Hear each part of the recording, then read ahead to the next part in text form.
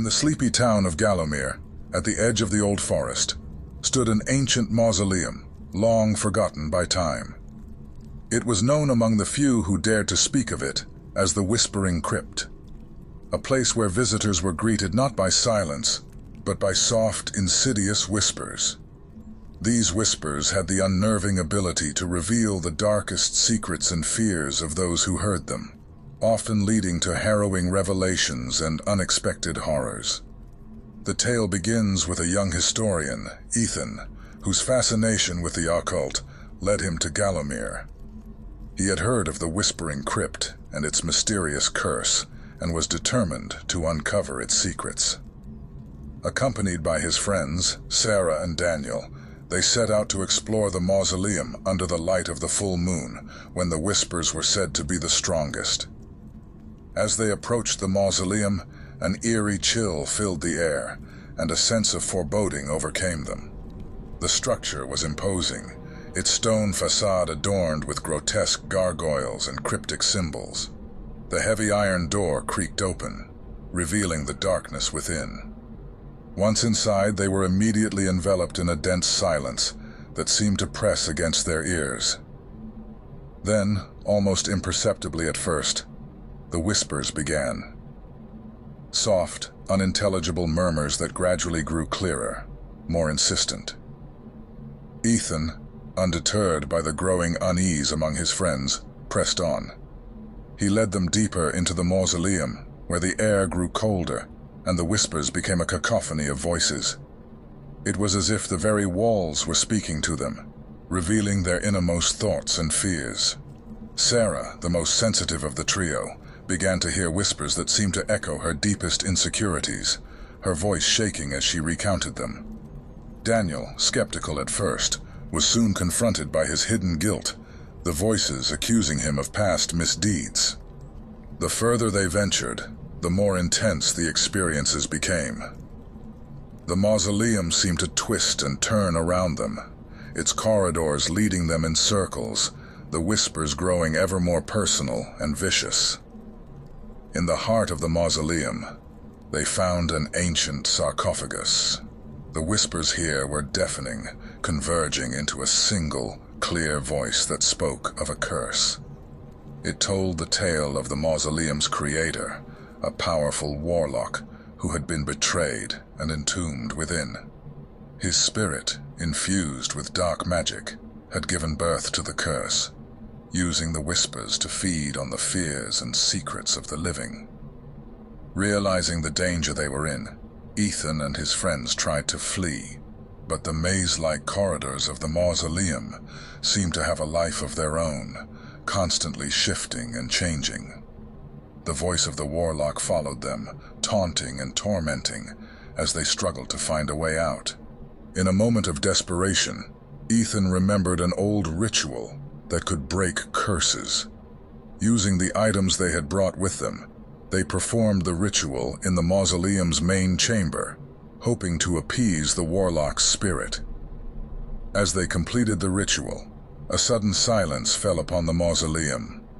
The oppressive atmosphere lifted, and the corridors straightened, leading them back to the entrance. They emerged into the night, the mausoleum closing behind them with a final echoing thud. The curse of the Whispering Crypt was broken, but the experience left its mark on them. They left Gallowmere with a new understanding of the power of secrets and the dangers of delving into the unknown. The Whispering Crypt stood silent in the forest, its curse lifted but its mysteries remaining. It served as a reminder of the thin line between curiosity and folly, and the unseen horrors that lurk in the shadows of forgotten places.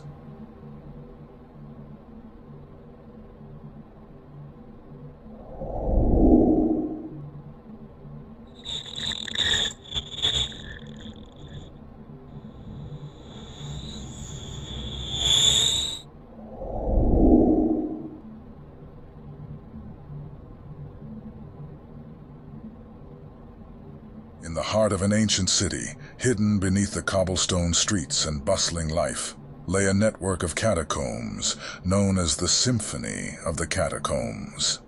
It was a place shrouded in dark legend, where it was said that the souls of musicians from the past lingered, their tormented spirits creating eerie and unsettling melodies. Those who dared to venture into this underworld risked becoming part of this sinister orchestra. Our story begins with Elena, a talented violinist with a fascination for the macabre and the mysteries of the past. She had heard the tales of the catacombs and was drawn to the idea of hearing the music that was said to echo through its ancient tunnels. Driven by a mix of curiosity and a desire to discover new inspiration for her music, Elena decided to explore the catacombs. On a foggy autumn evening, Elena made her way to the entrance of the catacombs, hidden away in a forgotten part of the city.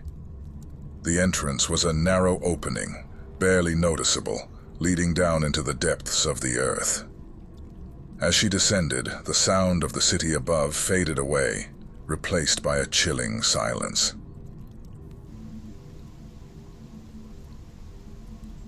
The catacombs were a labyrinth of stone, with tunnels stretching out in all directions. The air was cool and damp, and the only light came from the flashlight Elena held in her trembling hand. As she walked deeper into the catacombs, she began to hear faint strains of music. It was a haunting melody, played on strings and winds, echoing off the ancient walls. Drawn by the music, Elena followed the sound through the winding tunnels. The music grew louder and more complex, as if an invisible orchestra was performing in the depths of the earth. Elena felt a mixture of fear and awe. The music was unlike anything she had ever heard, filled with sorrow and an indescribable beauty.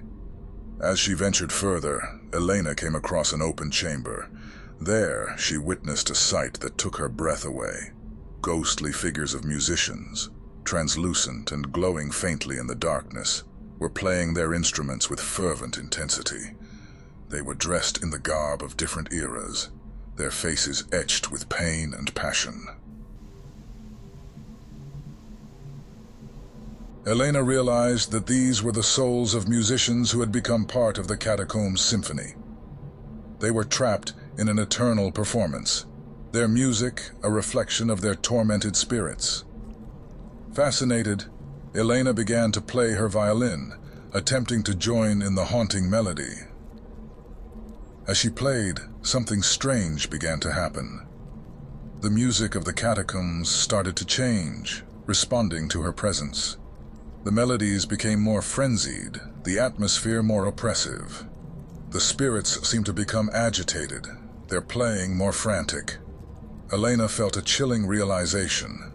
The catacombs were not just a resting place for these spirits, but a trap, ensnaring any musician who dared to enter. Panicking, Elena tried to leave, but the catacombs had changed around her. The tunnels twisted and turned in impossible ways, the music growing louder, drowning out her thoughts. The ghostly musicians seemed to close in on her, their music becoming a cacophony of madness. In her desperation, Elena played her violin with all her might, hoping to find a way out through the music. She played with a feverish intensity, her music clashing with the symphony of the catacombs. It was as if a battle was being waged between her will to escape and the catacombs' desire to consume her. Just when her strength was about to fail, the music reached a crescendo, and suddenly, everything stopped. Elena found herself standing at the entrance of the catacombs. The door opened to the night sky above. She stumbled out, her violin still in hand, gasping for breath. Elena never returned to the catacombs, but the experience stayed with her.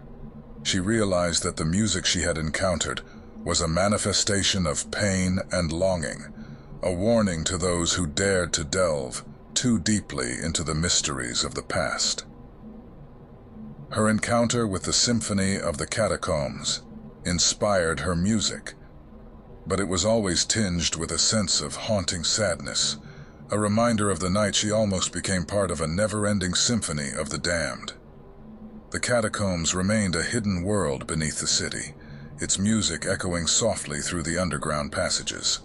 It was a siren song to the curious and the brave, a melody of beauty and horror playing endlessly in the darkness.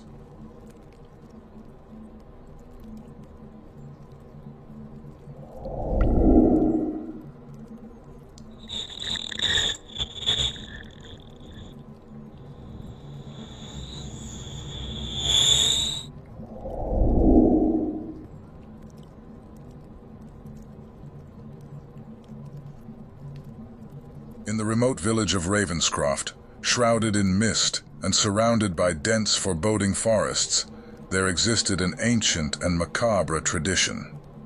It was whispered that the village practiced a ritual of living burials, where the dead, or those deemed dead, were buried in a special crypt that transformed their final resting place into a living prison.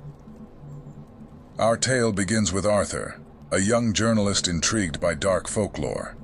He arrived in Ravenscroft with the intent of uncovering the truth behind the rumors. His first few days in the village were uneventful, the locals wary and tight-lipped. However, his curiosity was piqued when he stumbled upon an old diary in the village inn, belonging to a man named Elias, who claimed to have been a victim of the ritual.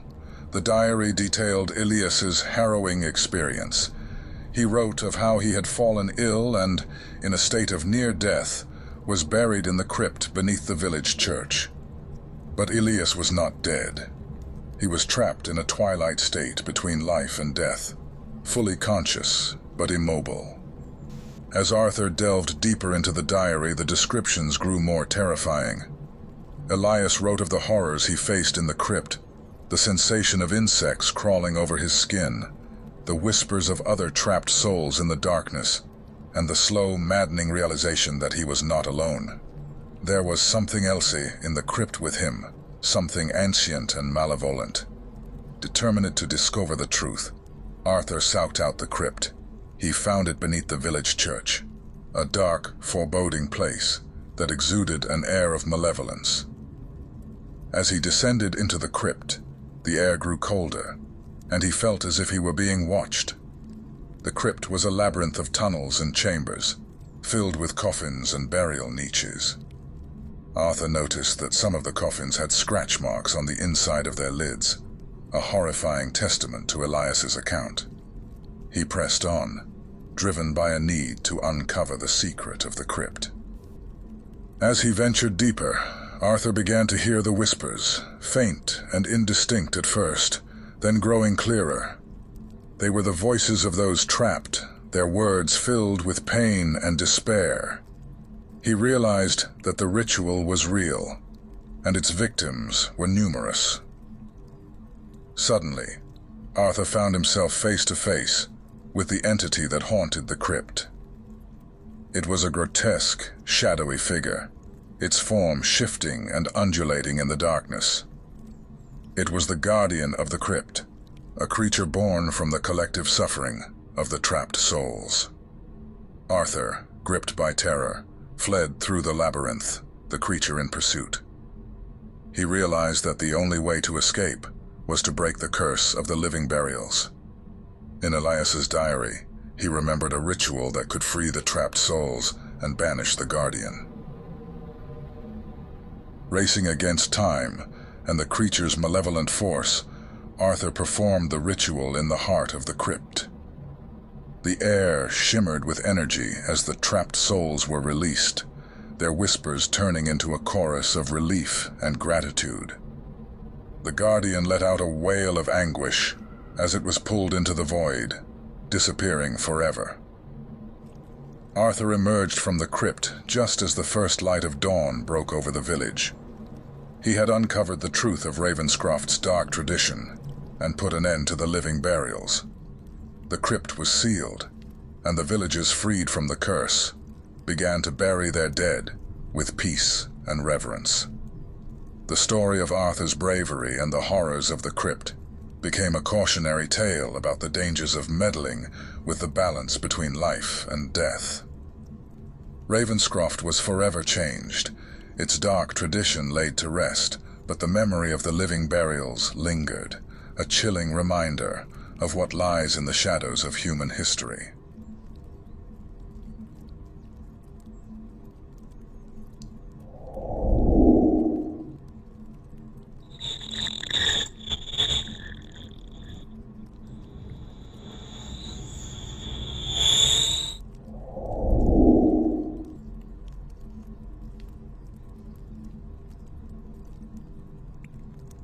In the shadowy outskirts of the small town of Blackwood, there existed a secret society known as the Coffin Cult.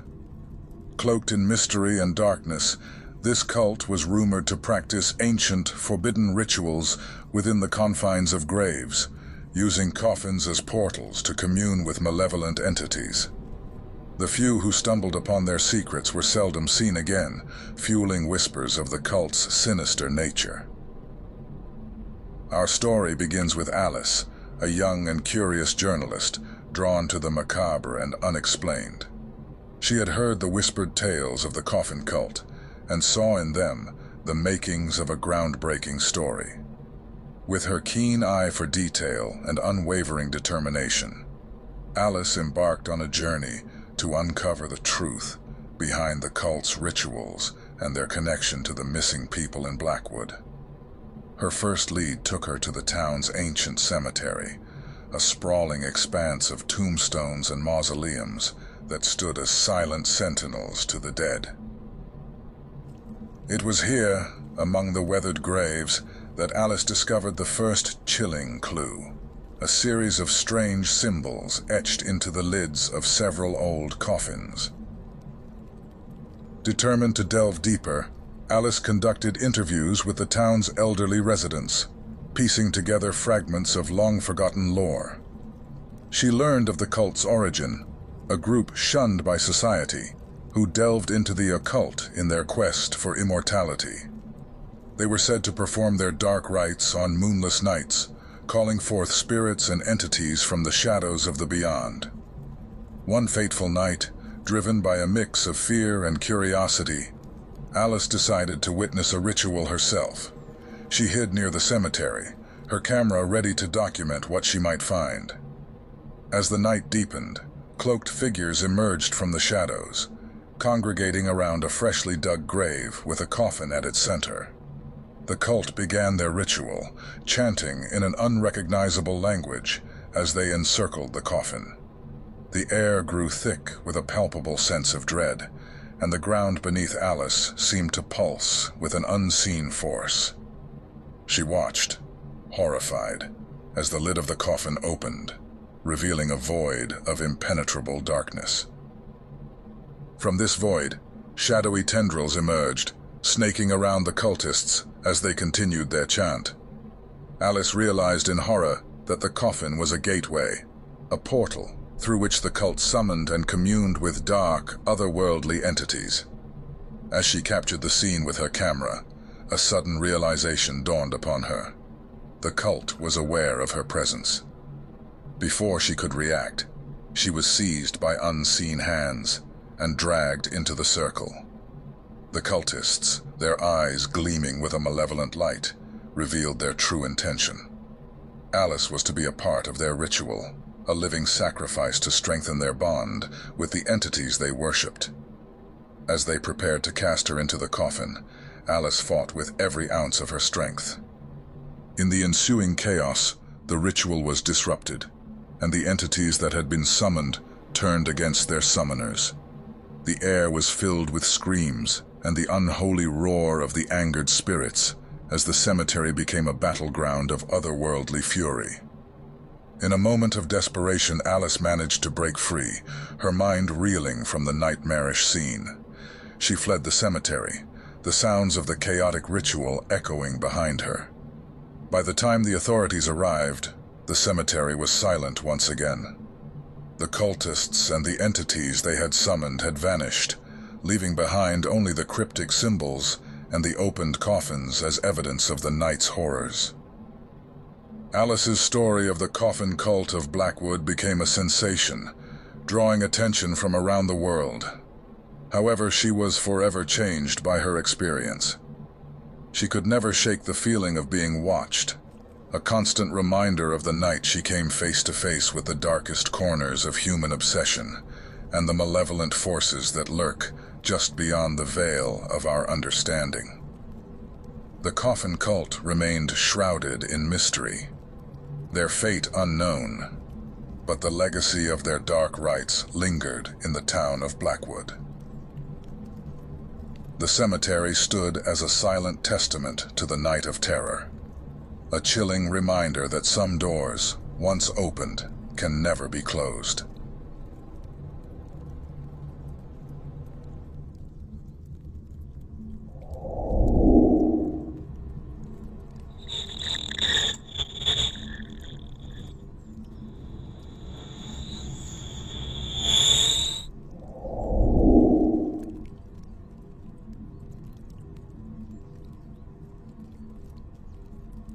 Deep in the heart of the dense Amazon jungle, hidden by centuries of overgrowth and folklore, there lay a forgotten tomb.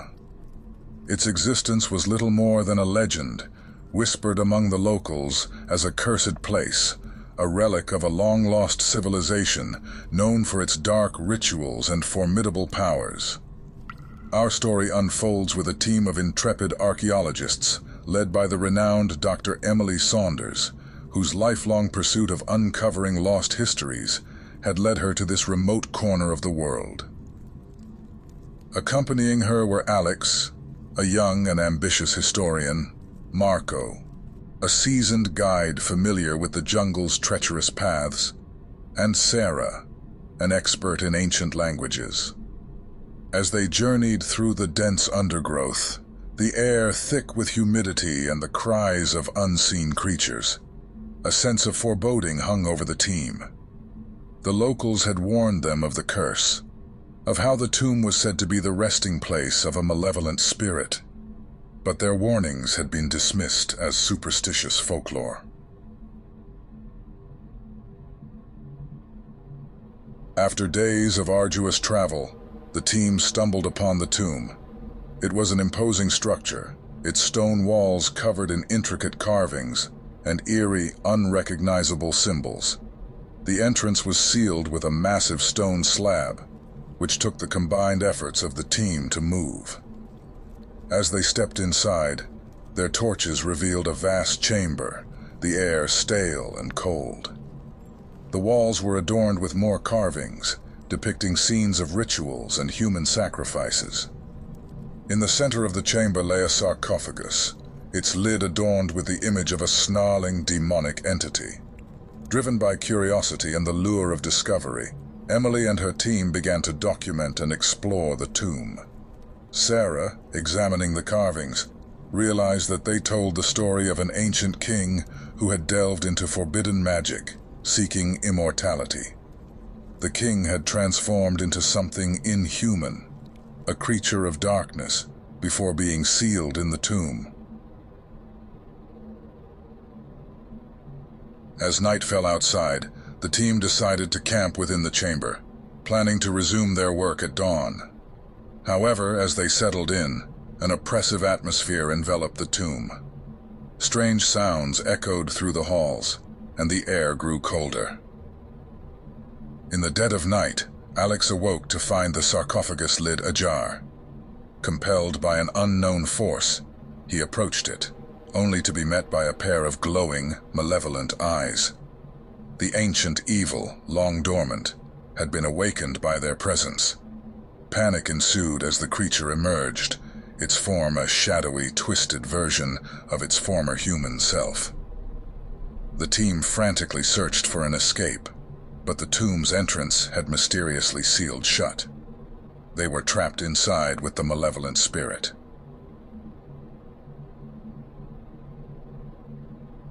Emily, realizing the gravity of their situation, urged the team to find a way to reseal the sarcophagus. They scrambled to decipher the carvings, looking for clues. Sarah, through her understanding of the ancient language, discovered that the creature could be bound once more, but it required a sacrifice. The team was torn, the moral dilemma of their situation weighing heavily on them. As the creature stalked them through the shadows of the tomb, they understood that their only chance of survival was to adhere to the dark rituals of the past. In a moment of selfless bravery, Marco volunteered, seeing it as the only way to ensure the safety of his companions and to prevent the evil from escaping into the world. With heavy hearts, Emily and the others performed the ritual as Sarah dictated. As the ritual reached its climax, the creature lunged at them, its form now fully corporeal, a grotesque blend of human and demonic features. But as Marco willingly gave himself to the ritual, a blinding light filled the chamber, and the creature was drawn back into the sarcophagus, the lid sealing shut with an otherworldly force. The entrance to the tomb unsealed itself, and the surviving members of the team emerged into the light of dawn, forever changed by their encounter. They returned to civilization, their discovery remaining a secret, the tomb once again lost to the jungle. The story of the Forgotten Tomb became a harrowing tale of their brush with an ancient evil, a reminder of the darker chapters of human history and the powers that lie dormant, waiting to be awoken. Emily, Alex, and Sarah continued their work in archaeology, but with a newfound respect for the mysteries and curses of the past. The memory of Marco and their night in the tomb haunted them, a stark reminder of the cost of uncovering the unknown.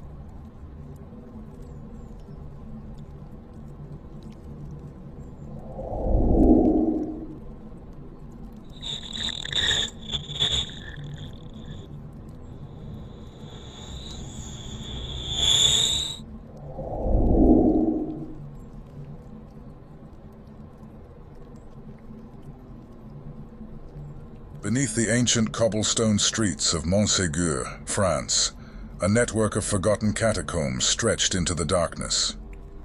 Local legends whispered of the Guardians, ancient entities that protected these sacred chambers.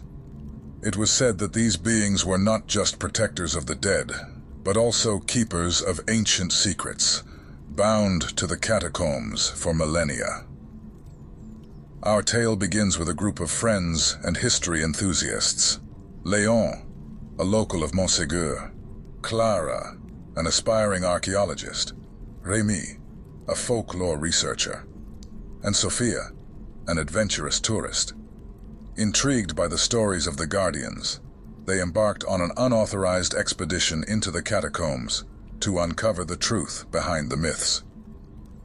As they descended into the subterranean labyrinth, the air grew colder, and the silence of the catacombs enveloped them. The narrow passageways were lined with bones and relics, a testament to the catacombs' ancient origins. Clara, with her keen archaeological eye, noted the unusual symbols etched into the walls, symbols that seemed to predate any known civilization in the area. The further they ventured, the more they felt a sense of unease.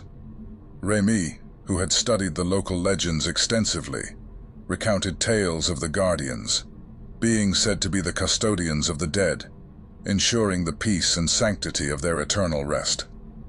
According to legend, these entities were not malevolent, but fiercely protective of their realm.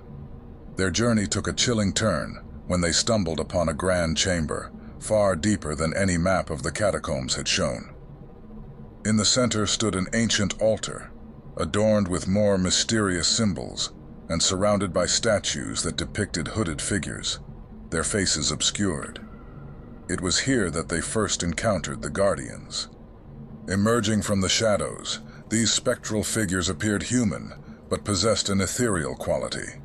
Their eyes glowed with an otherworldly light, and their whispers filled the chamber, a language unknown, yet filled with an unmistakable warning.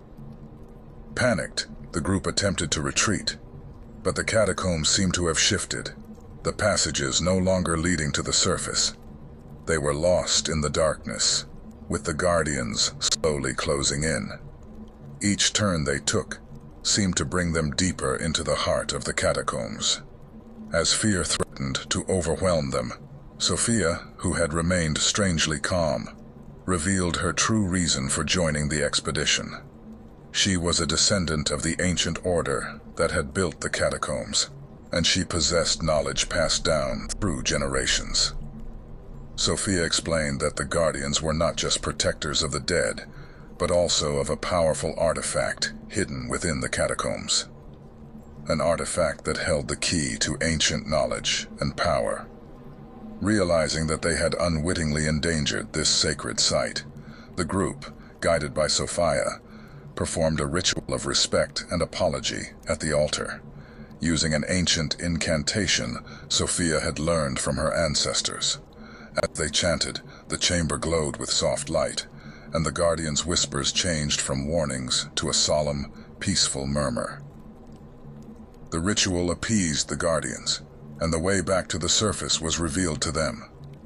As they ascended to the world above, the catacombs' passages returned to their original state, the secrets of the depths once again hidden. Emerging into the night air, the group was forever changed. They had come seeking legends and had found a reality far more profound. The catacombs of Montségur and the Guardians within remained a guarded secret, a sacred trust between the living and the dead. The tale of their encounter spread, a modern legend that added to the mystique of Montségur. The catacombs lay silent and undisturbed, their ancient protectors ever watchful, guarding the secrets that lay deep beneath the ancient city.